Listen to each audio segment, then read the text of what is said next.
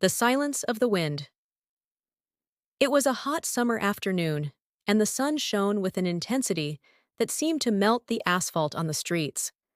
The winds, usually cool and invigorating, had turned into mere warm gusts, incapable of relieving the heat that suffocated the small village of São Miguel. People sought refuge in the shade of trees or inside their homes, where fans whirred incessantly in the hope of bringing some comfort. However, atop a hill, an old wooden cottage seemed oblivious to the scorching weather. The small house, with its worn windows and moss-covered roof, was surrounded by trees that swayed gently to the rhythm of an almost imperceptible breeze. Inside the house, sitting in a creaky rocking chair, Donna Claire gazed at the horizon with eyes that had witnessed more than anyone could imagine. Donna Claire was 82 years old and had lived alone in that cottage since her husband, Joachim, had passed away almost 2 decades ago. Life for her had become a silent routine, where each day seemed a copy of the last.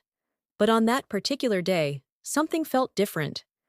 A heaviness in the air, perhaps a change in the wind, awakened in Donna Claire a restlessness she hadn't felt in a long time. She rose with difficulty, leaning on the cane that Joachim had carved for her years ago. Every step echoed through the empty house as she made her way to the small table in the kitchen.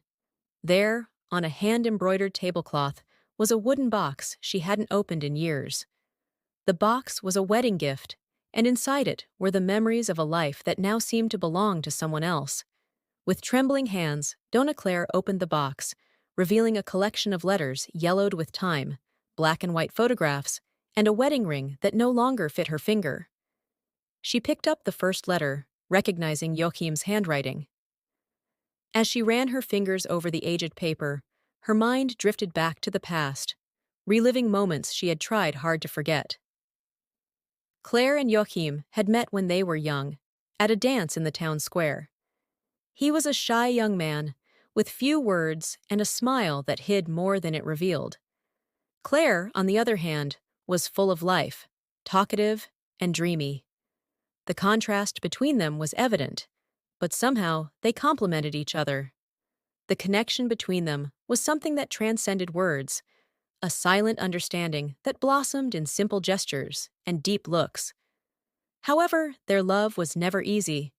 Life in the countryside was hard, and the lack of financial resources meant that Claire's dreams were constantly postponed. The desire to have children, to travel, to see the world beyond the village's limits, all of it seemed distant and unreachable. But despite the hardships, they found solace in each other, building a life based on small moments of happiness. The letters Joachim wrote to Claire, even when they lived in the same house, were his way of expressing what spoken words couldn't capture. He wrote about his love for her, about his hopes and fears, and about the desire that, somehow, life would give them a chance to fulfill at least one of their dreams. But the years passed, and Claire's dreams were replaced by responsibilities and sacrifices. She took care of Joachim during his long battle with the illness that eventually took him, and when he left, he took with him a part of Claire that she never managed to recover. As Donna Claire reread the letters, a solitary tear rolled down her face. She knew that no matter how hard she tried, she could never erase the memories of the past. But at that moment, something inside her changed.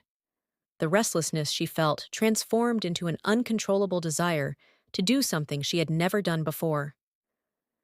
With a determination that even surprised herself, Donna Claire decided it was time to fulfill Joachim's last wish. In his last letters, he spoke of a place he had always wanted to visit with her, the Serra do Caracol, where, according to him, the wind whispered ancient secrets and the stars seemed within reach. Donna Claire knew that the journey would be difficult, perhaps even impossible, for someone her age. But the desire to honor Joachim's memory was stronger than any obstacle. She began to plan her journey with the help of her only neighbor, Anthony, a middle-aged man who always helped her with small tasks around the house. Anthony tried to dissuade her, worried about the dangers of the trip, but Donna Claire was determined. She knew that if she didn't make this last journey, she would live the rest of her days with a regret she couldn't bear. So, with Anthony's help, she prepared for the journey that would change her life forever. The trip to the Serra do Caracol was long and exhausting.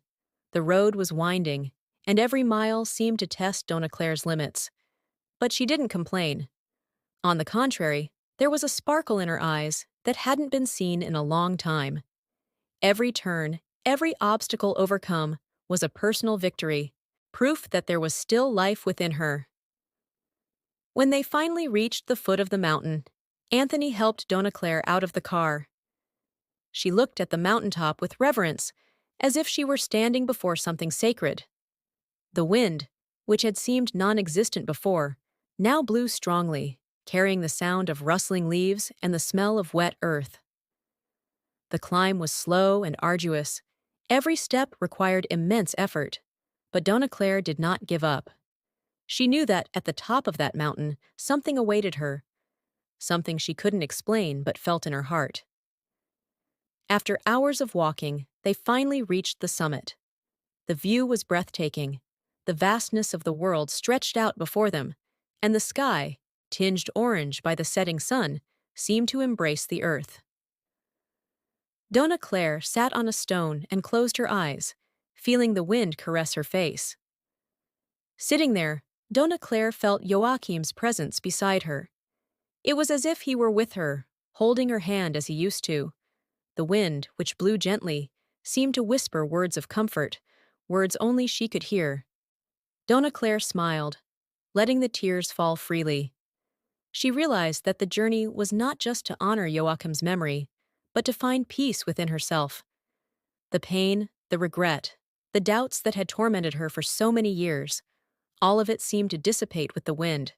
She stayed there for a long time, in silence, listening to the wind's whispers and feeling Joachim's presence. When she finally opened her eyes, the sky was full of stars, and the moon softly illuminated the landscape around her. Dona Claire knew it was time to descend. She took one last look at the horizon, feeling a deep gratitude for having had the chance to experience that moment. With Anthony's help, she began the descent, knowing that when she returned home, she would carry with her not just the memories of Joachim, but also the certainty that he would always be by her side, in the whispers of the wind. Dona Claire lived for a few more years after the trip to the Serra do Caracol. She never felt alone again, knowing that Joachim's spirit was always with her. The letters, now carefully kept, were read frequently, no longer with sadness, but with a sweet nostalgia. When the day finally came for Dona Claire to leave this world, she was found in her rocking chair, with a serene smile on her face and one of Joachim's letters in her hands. Her legacy, however, lived on beyond her. Anthony, moved by the journey he had witnessed, decided to turn Dona Claire's house into a small museum where people from the village and beyond could learn about the story of love and courage of Claire and Joachim. The museum became a place of inspiration, where many found solace for their own pains and hopes for the future. And when visiting the Serra do Caracol, people say that on windy days, if you close your eyes and listen carefully, you can hear the whispers of the wind telling the story of a love that, even in death, never faded.